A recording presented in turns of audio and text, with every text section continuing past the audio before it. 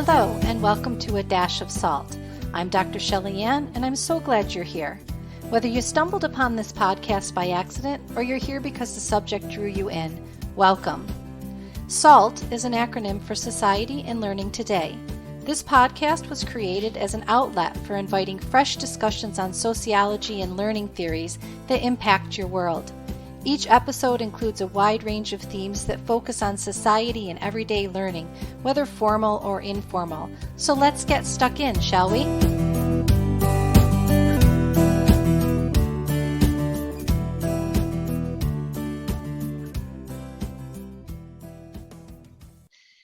Welcome to A Dash of Salt. Today I'm joined by Dr. Christopher Wyatt. Dr. Christopher Scott Wyatt is an autistic self-advocate and father of two neurodiverse daughters. He earned a doctorate while researching online education for students with autism spectrum disorders. His experiences living with the physical and neurological differences shape his parenting. Wyatt consults with schools, businesses, and nonprofit organizations on issues of autism, neurodiversity, and active inclusion. I'm delighted to have you on the podcast today to talk to you about educational rights and neurodiversity, as well as creative teaching approaches for students with unique learning styles and needs. Welcome, Christopher. Thank you for having me. I appreciate the opportunity. So would you start off by telling us a little bit about your own background and life experiences and your own diagnosis with autism and that brought you to where you are today? I think it's important to begin with the fact I was born in 1968, and the 60s and 70s shaped my perceptions of special education and the education system in general. I was a complicated birth. I was in ICU as a child. I was a Franklin breech birth. The doctor used forceps to complete the delivery. That led to a left frontal lobe, what they call it is an incurvature or an inclusion. Basically, the forceps crushed my skull. I also have a brachial plexus injury, which led to Duchenne's palsy. I had a collapsed lung. So there were a number of things that from the start led doctors to assume that I was going to be cognitively and physically challenged.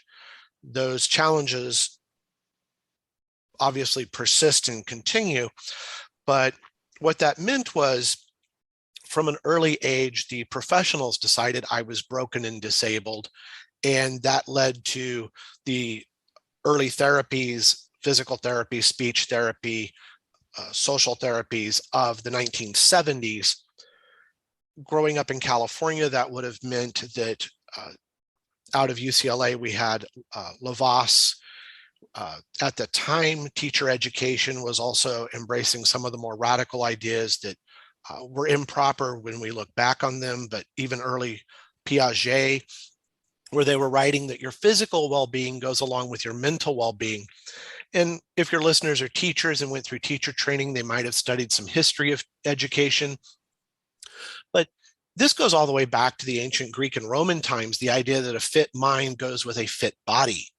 So if you don't have balance, if you don't have those physical characteristics of being good, then your neurological, your cognitive abilities must also be impaired.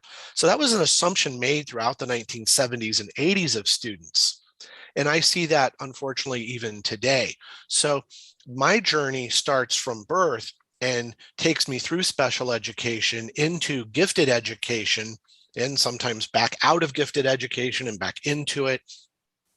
So those experiences taught me that the labels that we assign things can be very problematic.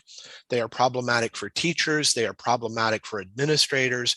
And obviously, parents are stuck on this roller coaster of labels. What does it mean my child is hyperactive? Now you're telling me my child is cognitively impaired.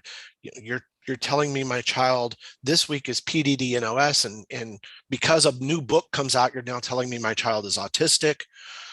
These labels carry a lot of weight for parents, and I saw that from the perspective of a child and then a teenager watching my parents navigate these systems.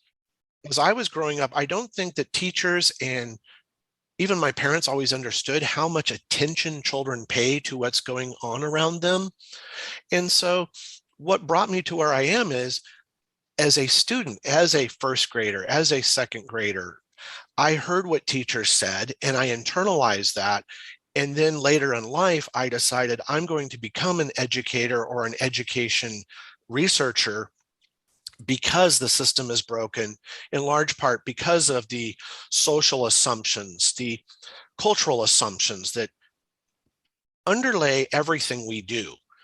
I think that's one reason I enjoyed talking with Dr. Grinker, who wrote Nobody's Normal. An anthropologist who studies mental health from an anthropology perspective. These are labels, and these labels that you're given throughout life matter so much. When you are in special education, that carries a stigma. And then when you are moved into gifted education, that carries a unique set of its own stigmas. And then they started using the phrase twice exceptional, the 2E students, twice exceptional. Well, what does exceptional mean?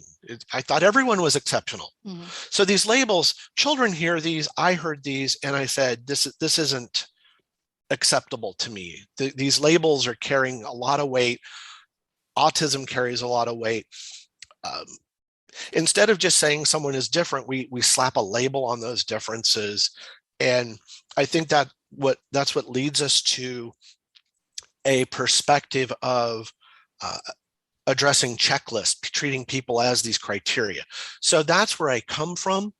And then now as a parent, of course, I see myself even more as an essential advocate, especially for the two wonderful daughters I have. But as a parent now, not just an educator, that takes on even more meaning, that past journey, because hopefully that past ties into what I'm experiencing now. Mm-hmm, absolutely.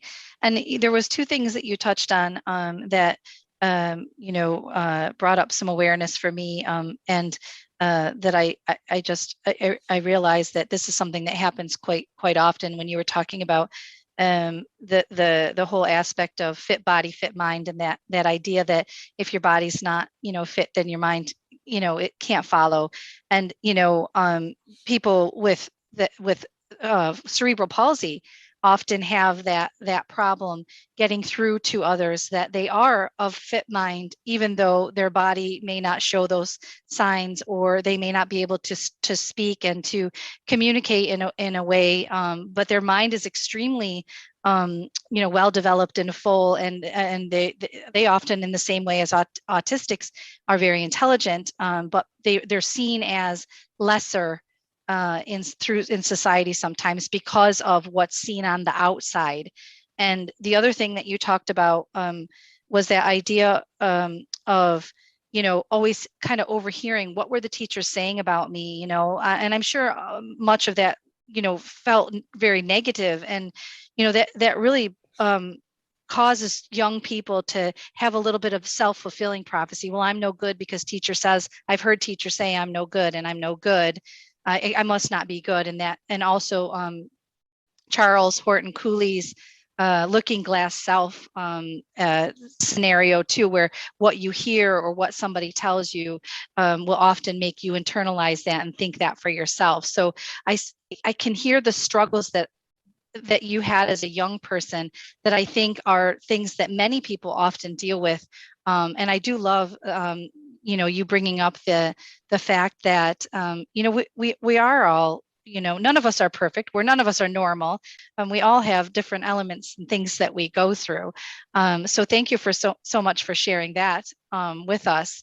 It actually brings me to my next question, which is, you touched on neurodiversity and autism, and neurodiversity, especially for a wider community, if you're not in the education community, can be a really big word that most of the time people identify with the brain, right? Neurodiversity in the brain.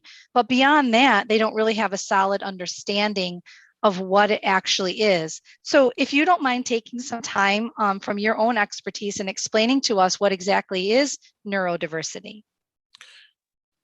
Neurodiversity as a term dates back to about 2008 in wide usage. It goes earlier than that. with an advocate singer, but and the history is well tracked in Steve Silberman's book Neurotribes. Fantastic study of where the neurodiversity movement comes from, like the Thinking Person's Guide to Autism and some other wonderful resources that were started by parents and autistics to create a movement. And when they wanted to give a name to that movement, the autism community largely adopted the idea of neurodiversity, that instead of treating autism as a medical condition or a pathology, that it was merely a form of diversity that is highly intersectional with thoughts of gender, race, class, everything that goes with that.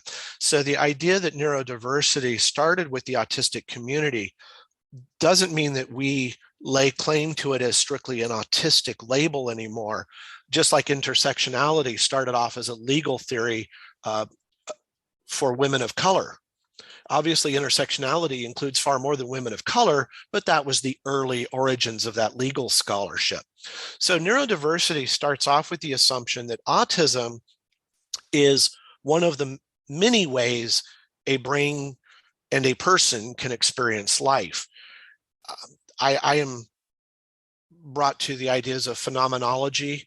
Merleau-Ponty in education has written about this. So if any listeners are into, again, history of education, Merleau-Ponty's work on phenomenology, the idea that our experiences are shaping us and we are shaping our experiences.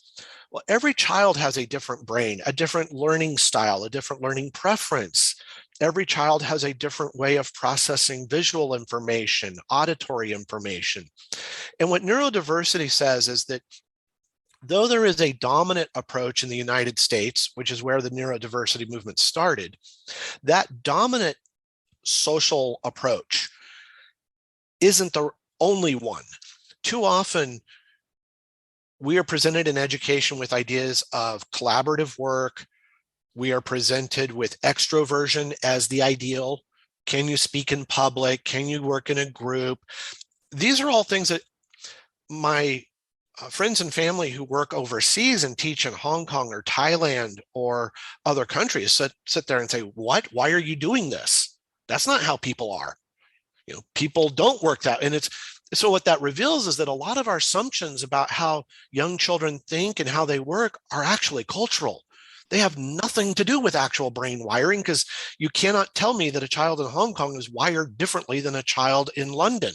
Mm-hmm. Or that a child in London is wired differently from a child in Sao Paulo. It just, no, that does not work for me. Mm-hmm. So the neurodiversity movement is increasingly trying to say it's not just autism, but we are all those things that, at least in the United States, in our culture, seem to be excluded because we don't follow the model of the extroverts, the group thinkers, the collaborators, that we are processing information differently, that we have different needs than are considered ideal.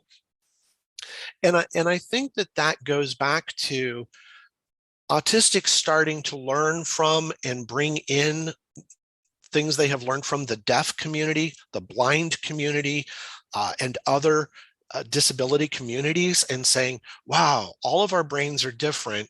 And some of these are related to physical manifestations like blindness or color blindness or synesthesia. We have all these things that are brain wires. So what that tells us is everyone comes from a neurologically diverse background. What neurodiversity as a movement tries to do is say, those of us who are marginalized because of our cognitive differences need to be included more actively and proactively in discussions about education design, healthcare design, social support design, and employment. So the neurodiversity movement is saying, we might not fit the ideal, and that ideal is understandably a North American centric ideal for the neurodiversity movement at this time. But just because we don't fit that ideal doesn't make us lesser. And the great irony is many of our traits are desirable in other cultures. So that also then reveals that cultural distinction. So neurodiversity becomes so much more than just, oh, your brain is different. I can say, yes, I have a different left frontal lobe. I've had the MRI. I've had those studies done by neuropsychologists. And yes, my brain is different. But my traits make me an ideal worker in some Asian Pacific cultures, but they don't make me the ideal office worker in the United States or in parts of Europe where socializing and going to the right cafe and hanging out with people, when those social norms decide your future, my neurodiversity, my autistic traits put me at a disadvantage. As we're in another culture, those wouldn't even be a disability in terms of my social outcome. So that's the neurodiversity movement. And that's a very interesting perspective that I've not actually heard before. That if in some cultures you would be very much embraced, in certain jobs and professions, and here in the States. But you're absolutely right. Like when hearing it, I had to nod in agreement with you because I see that. I can see why that becomes an issue. If I may, let me take my cousin who teaches in Hong Kong. She taught in America as well. She was teaching in Washington State before moving overseas. The first thing that struck her is students don't make eye contact. Here, we need to correct that. You need to look me in the eye. You need to sit a particular way. You need to be an attentive listener, or you're not paying attention. As we're in the Chinese culture and in the subculture there of Hong Kong, which is anglicized and Chinese, so it has that familiarity with both, making eye contact, especially to a superior, is an insult. And your teacher is a superior. So my autistic traits would work very well in the Hong Kong classroom.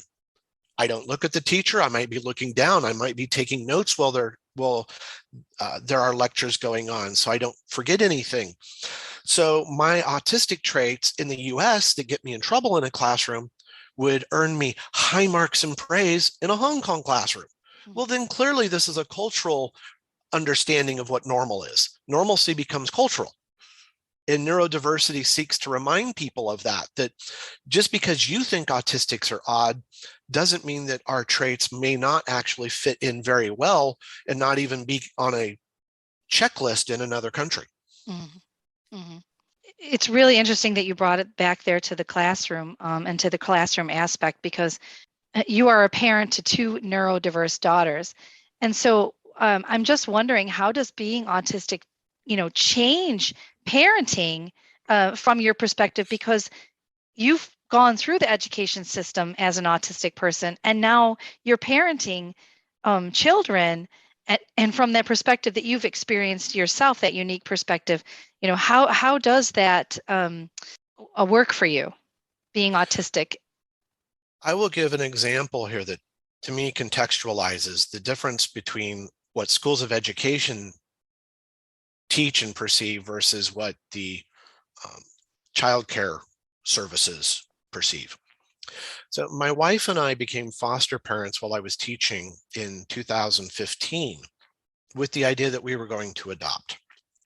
And the caseworkers and the child and family services system was very excited and supportive.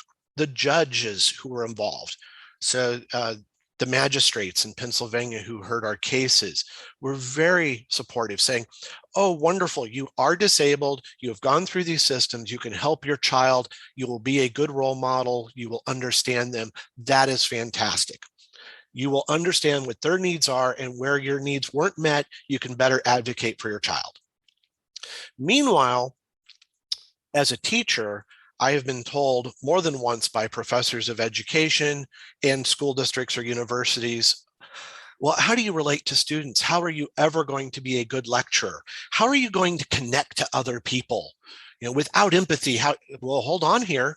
You're assuming I have no empathy? Mm-hmm. So it's interesting to me as the education system is busy telling me, I'm not going to be a good professor. I'm not going to be a good educator or researcher because I'm autistic. And they had very significant concerns about me teaching children. And at the same time, I have a childcare system saying, this is great and wonderful. You will be a wonderful advocate. And I find that divergence troubling. Um, I do think it certainly affects my parenting, because as I go to the meetings for educational supports for the girls, whether it's, again, here in the United States, the 504 plan that's required, or the individualized education programs, whichever it is, I am coming at it from the parent perspective differently. Having been through the system, I know what doesn't work. And I know there are not checklists for students, even though that's how education works. Well, so it makes me far more aware of the failings of the system. When we go into meetings with the schools, especially pre-COVID, we haven't had these meetings now for several years, but they would start telling us about autism and what to expect with our kids, or what our kids' special needs were. And there is a point at which I get frustrated and want to just say, look, it is, I'm not just here as a parent. I am a college instructor. I am a published researcher. I am someone with a PhD in research, 2 master's degrees. I happen to know a little bit about autism as an autistic researcher and scholar. Mm-hmm. And I still get pushback. Well, I'm the teacher, or I'm the special ed expert. You are not from my field. And, this is the checklist that we will provide for your child. So I think I am more aggressive and assertive now, because too often it feels like teachers are trying to dictate to parents, and what they're really doing is saying, this is the checklist that we have for kids with ADHD. They will sit at this table, they will get this number of breaks. With ADHD, we'll give them X number of minutes extra. We will do these. These are the accommodations, period.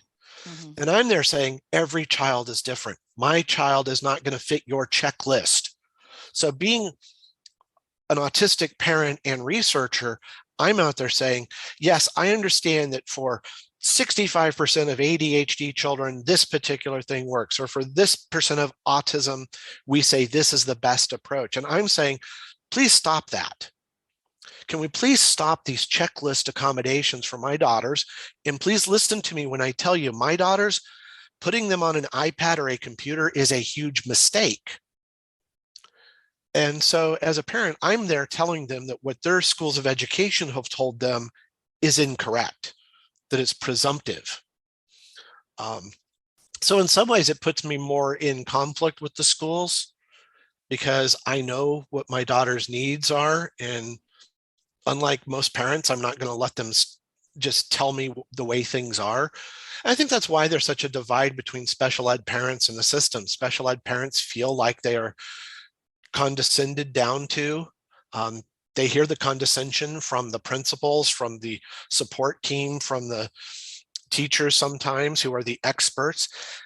And I heard it too. And, at some point, it's just like, excuse me, I am a colleague, and you may not understand that, but I happen to be in the field. So it just makes me painfully aware of what other parents must be suffering through, because I know that I've gotten defensive and angry with the system and educators. I do hope I'm a better advocate for the girls. Outside of school, how does it make it different?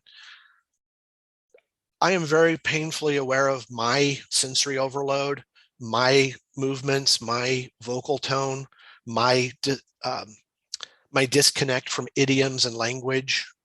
So outside of school, I work with the girls as best I can to minimize the stimulation that might trigger them physically. The sensory processing, I understand those issues. I understand the need for a controlled and safe environment, a planned routine. So I do my best to help my daughters grow and adapt to who they are without any shame. They know they are neurodiverse. They have been on the podcast. We've done several episodes. And we talk about school too, where the they talk about being moved to the wiggle table or being excluded from groups or excluded from PE. And I think that it's important to hear their voices. So as a parent, I'm very attuned to the idea that other parents might say, well, okay, my 6-year-old is telling me she is bullied by her teacher, but come on, she just doesn't understand. No, I pay attention. And can you please tell me what the teacher said so I can ask the teacher? And sometimes it turns out that what the teacher said, intentionally or not, was outright bullying. Mm-hmm. Why can't you be more like Sally, who's doing her homework on time? Mm-hmm. Oh, well, let's not say things like that, please. And just the connotation of you mentioned the wiggle table, just Oh, the yes. connotation of the wiggle table, I'm sure can be very, very negative for children knowing, oh, great, I've been banished or banned to the wiggle table. That sets me apart from my other fellow, peers, and it's just it's just really unfortunate. These types of things, and some of us in initial teacher education have been really trying to push and change policies, practices, and procedures in initial teacher education to get teachers to start thinking more with a universal design for learning approach, to be thinking more about rather than like you had said earlier, the checklists and institutionalizing or industrializing, exactly, what each student who may, have this particular disability or this particular disability fits perfectly in this tick box exercise there. But trying to get teachers and initial teacher education, so student teachers, to start thinking more about in-flight thinking. How can you change as you go and address the needs of each of your students individually? It can be done, but I think that so often in the past, teachers have been told, well, you got 32 students and you don't have time to be thinking about every individual student, but actually you do. And if you take them one step at a time and you can learn about your student and learn about their needs from the very, very beginning, you can individually teach each child in their own way, in a way that works without any major disruptions in your class. But it's a hard thinking, especially to get even higher education institutions to start, thinking about how they, teach their teachers. The challenge is continuing. I was just before COVID, I was thinking of returning to teaching K-12, and I attended a transfer program boot camp here in Texas, and I was appalled by what they are teaching new teachers. It was heartbreaking. I find it very disconcerting, and unfortunately, I found this true in Pennsylvania, Minnesota, California. Schools of education that tell them the first thing you need to prioritize before you do anything else is classroom management. Until you master classroom management, you can't teach.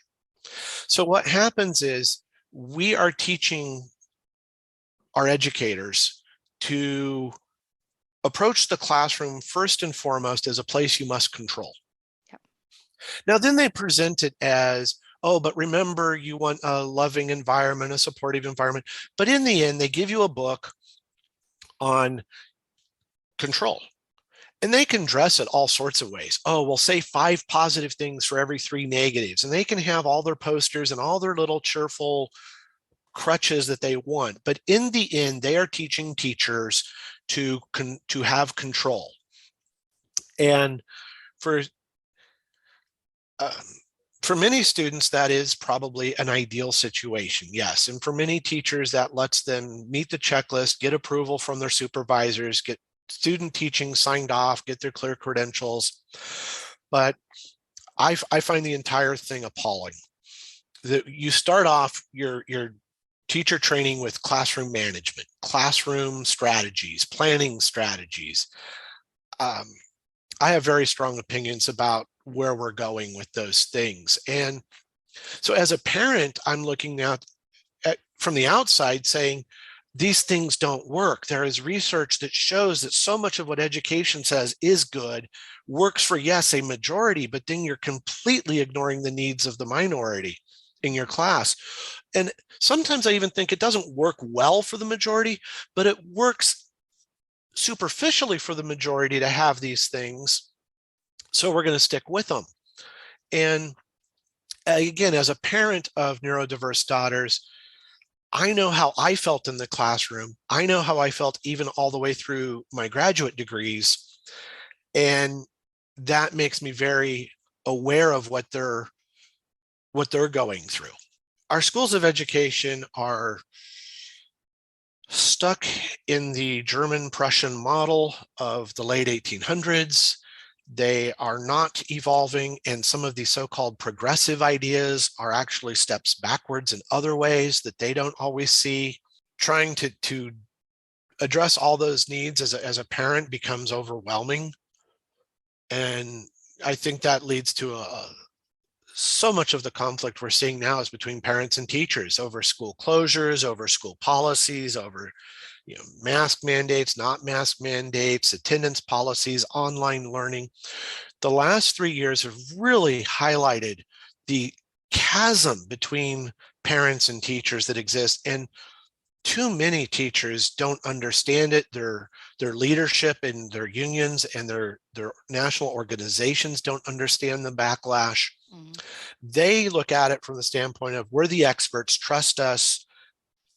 And parents feel like they're not part of the discussion. And quite honestly, too often parents are not part of the discussion. Mm-hmm.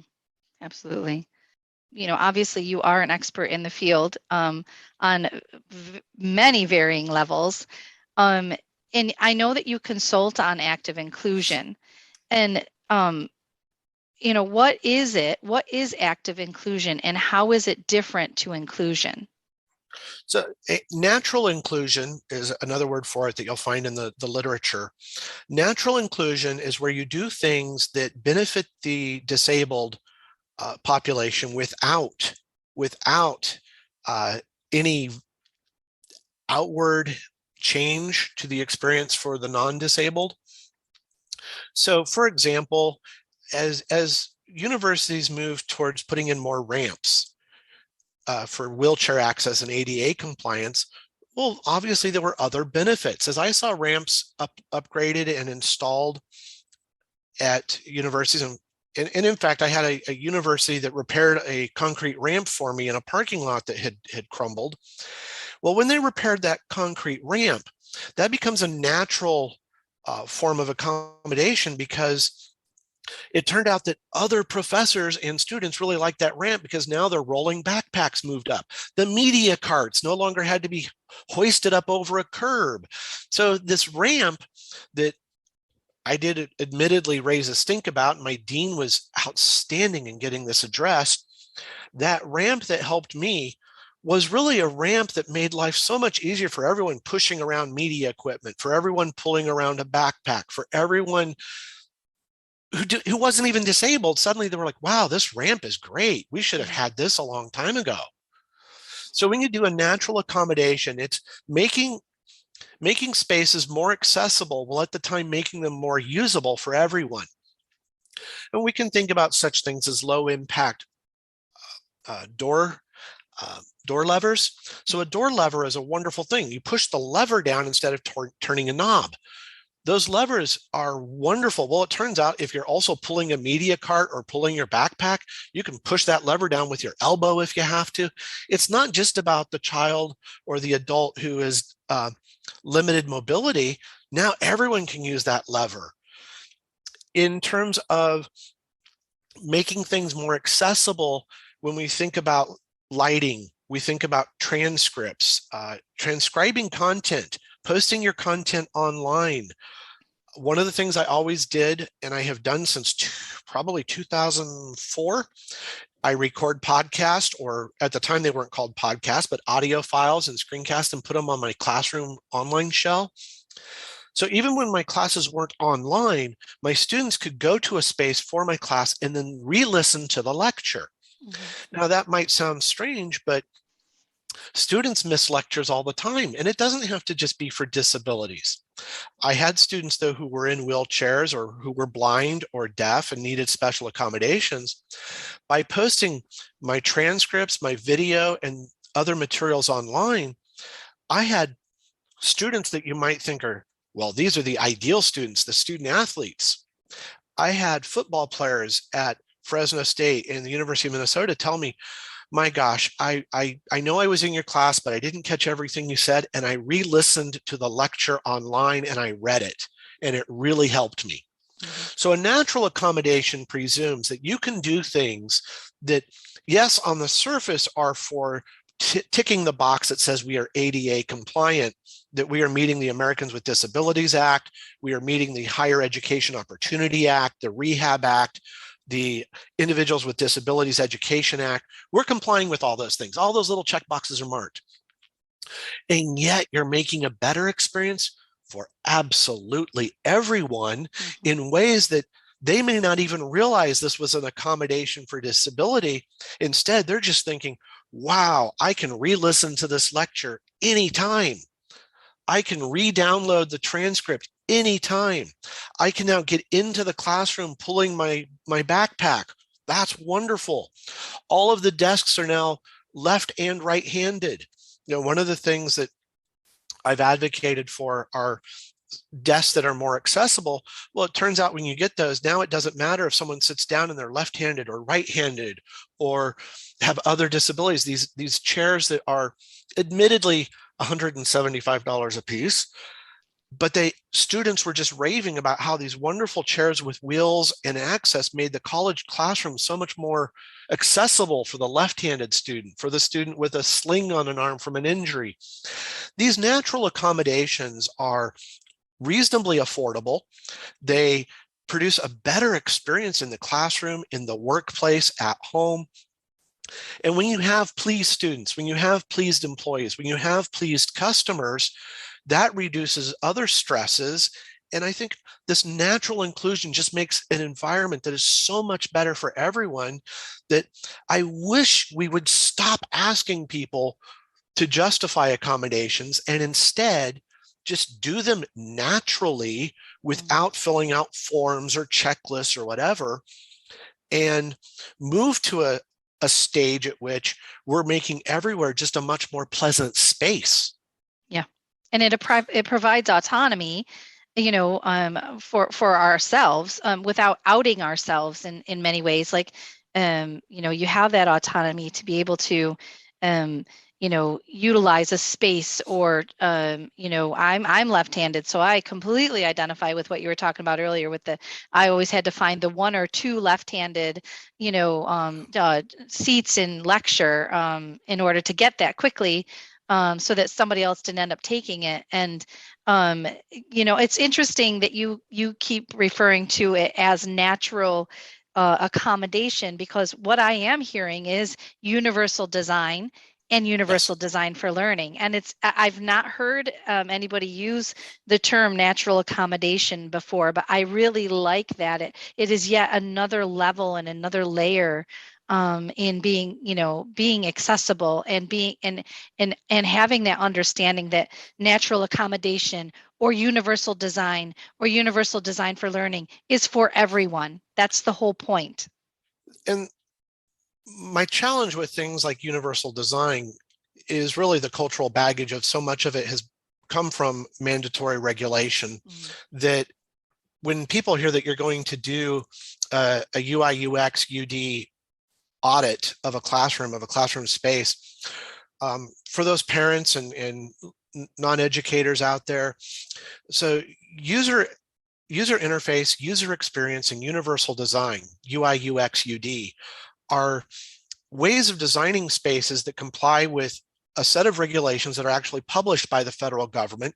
You can actually go to the ADA website and download the UI, UX, UD outline checklist, and then you mark these off. On the internet, these are sometimes called the Web AIM or WCAG, Web Accessibility Guidelines.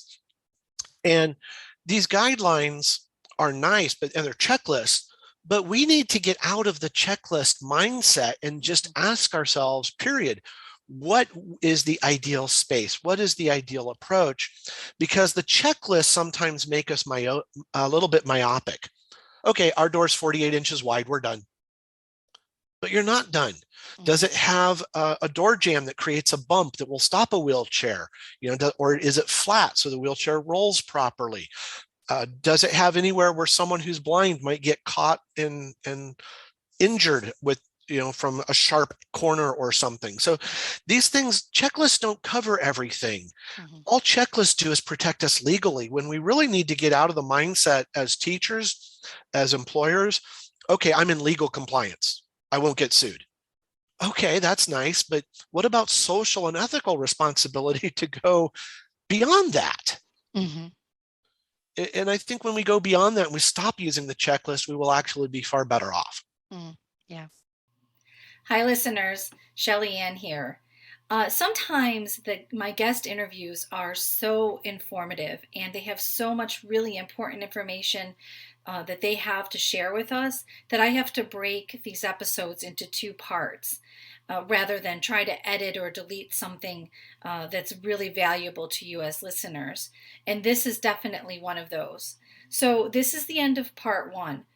But the conversation and the wisdom from Dr. Wyatt does not end here. So please join us in Season 2, Episode 29, Part 2.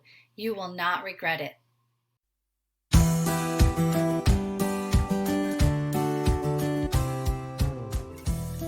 I hope that you've enjoyed this discussion on A Dash of Salt, a space where you'll always find fresh and current discussions on society and learning today, seasoned with just the right touch of experts in education and a dash of sociological imagination.